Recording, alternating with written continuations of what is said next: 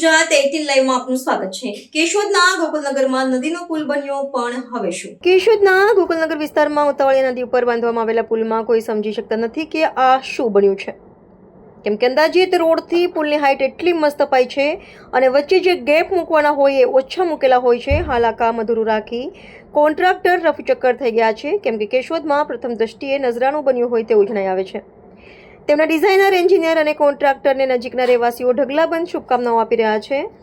ચોમાસું શરૂ થાય પહેલાં કામ પૂર્ણ તો થવાનું જ નથી, પરંતુ વધુ વરસાદના સમયે પુલ પર બેસી પોતાના ઘરમાં ઘસી ગયેલું પાણી જોતા અને મોજ કરતા લોકો જોવા મળશે। સમગ્ર એરિયામાં ભલે પાણી ઘૂસી જાય, પરંતુ પુલ પરના પાણી આવવાની કોન્ટ્રાક્ટરની ગેરંટી સાથે પુલ નિર્માણ કરનારા કોન્ટ્રાક્ટર જે કોઈ મહામાનવને પણ લોકો ખોબલે ખોબલે આશીષ આપી રહ્યું છે કે ફક્ત વરસાદના પૂરના સમયે જ એરિયાના લોકો ત્યાં બેસી પાણી જોશે, બાકી આ પુલ અન્ય કામમાં નહીં આવે એ સૌ કોઈ જાણી રહ્યા છે। આ નજરાણું જૂનાગઢ જિલ્લામાં પ્રથમ દ્રષ્ટિએ ગોલ્ડ મેડલ મેળવે તો નવાઈ નહીં। મહેશભાઈ મકવાણા, ઉતાવળી નદી જ્યાંથી થઈને નીકળે છે એ અત્યારે 4 નંબરના વોર્ડ ઉપર ગોકુલનગર જે કહેવાય છે એની પાસે આ જે બ્રિજ બનાવવામાં આવ્યો છે, આ બ્રિજ એવી રીતે બનાવવામાં આવ્યો છે કે અત્યારે હું ઊભો છું ને તો આનો જો સીધો કદાચ ઢાળ આવે ને આ બાજુ તો મારી હાઈટ પ્રમાણે 5.5-6 ફૂટ લગી આ જે જમીનનું લેવલ છે, જમીનના લેવલથી લગભગ 6-7 ફૂટ ઊંચો બ્રિજ બનાવવામાં આવ્યો છે। હવે જો આ બ્રિજનું ઢાળ આ બાજુ દેવામાં આવે ને તો એક સાઈડનો વિસ્તાર સદંતર હલનચલન માટે બંધ થઈ જાય, એવી રીતે એન્જિનિયરે આ કારીગરી કરેલી છે। નગરપાલિકાની ચૂંટણી પહેલા પણ જે ચૂંટાયેલા સભ્યો હતા એણે પણ આ વોર્ડ નંબર 4માં બ્રિજ બનતો હતો એ સમયમાં ધ્યાન નથી દીધું અને બ્રિજ અડધો પૂર્ણ થઈ ગયો છે, છતાં પણ ચૂંટાયેલા અહીંના સભ્યો કોઈ હાલમાં ધ્યાન દેતા નથી।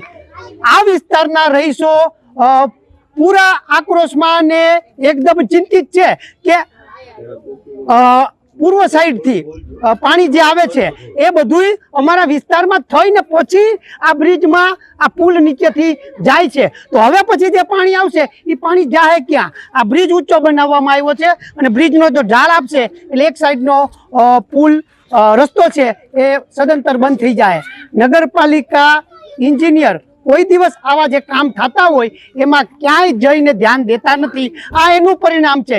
જનતાના ટેક્સના રૂપિયા સદંતર આવી રીતે કેશોદમાં બેફામ રીતે બરબાદ કરવામાં આવે છે। હવે શું નગરપાલિકા આને તોડવાનો આદેશ આપશે? કઈ રીતે આદેશ આપશે? કારણ કે અત્યારે જે હાઈટ છે બ્રિજની એ બ્રિજની હાઈટથી તમે વિચારો તો ક્યાંય ઢાળ આપે તો કોઈ જાતે બધી જગ્યાએ ઘર જે છે બાજુના ઘર એ ઘરના દરવાજા બંધ થઈ જાય એવી મુશ્કેલી ઊભી થાય એવી પરિસ્થિતિ છે। તો મારી નમ્ર વિનંતી છે સ્થાનિક જે ચૂંટાયેલા સભ્યો છે આમાં ખાસ ધ્યાન આપે। આ બ્રિજને જે બનાવવામાં આવ્યો છે આડે ધડ રીતે ઊંચો હાઈટ એને તોડીને પાછી 3 ફૂટ હાઈટ નીચી લેવામાં આવે એવી વિસ્તારના રહેવાસીઓની માંગણી છે। તમે જોઈ શકો છો વિસ્તારના રહેવાસીઓ અત્યારે ફૂલ આક્રોશમાં છે, તમે જોઈ શકો છો।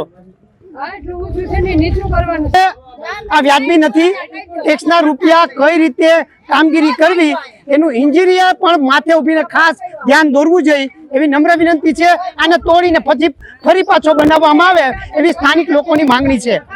ગોવિંદ દુકા, આ ડબલિયા વિસ્તારનો રહેવાસી ભાઈ, અહીંયા અમારે કોરટનું ધારનું આખું પાણી કમર બૂટ પાણી ભરાય, પણ તે છતાં આ પુલનું કોઈ નિર્માણનું કોઈ નક્કી જ નથી। આખો પુલ આમ ત્રાહો વયો ગયો, 4 આની 6 આની ખીલાહારી વપરાની। અમે કહેતા જ્યારે ત્યારે કામ ચાલુ થતા કીધું કોન્ટ્રાક્ટરોને કે ભાઈ આ તમને 9 ફૂટનું તમારા નકશાની અંદરમાં પુલનું નિર્માણનું દેખાય, પણ 4-4.5 ફૂટ ઊંડું ખોદી પછી 5 ફૂટ ઉપર કે 4-4.5 ફૂટ ઉપર રહેવું જોઈએ તો આ પુલનો પાણીનો નિકાસ થાય।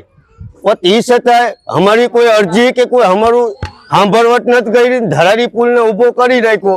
આજે લતાની અંદરમાં આ ભૂંગળા નાખ્યા 12 mm ના ચેમ્બર બનાવવાનું, આ કેર પાણી ભરાય, કોઈના ઉમરામાં કુંડા ચેમ્બર ના થતા નથી અને તે છતાંય અમે એક જ વિરોધ કરીએ છીએ કે આ પુલને પાડીને પુલને તોડી ફોડીને અને પાછો બેઠો પુલ અમારો જેમ હતો ને 12 mm ના ભૂંગળા નાખીને અને અમને બેઠો પુલ પાછો બનાવી આલો। કહે છે કે ભાઈ બેઠો પુલ હતો બેઠો પુલ હતો ત્યારે પણ ઘરમાં પાણી ગળી જતા, ઝૂંપડામાં પાણી ગળી જતા, કેરબૂટ પાણી થાય. અમારા ડબલિયા વિસ્તારમાં બધાને ઝૂંપડપટ્ટી છે, પાયા વિનાની છે.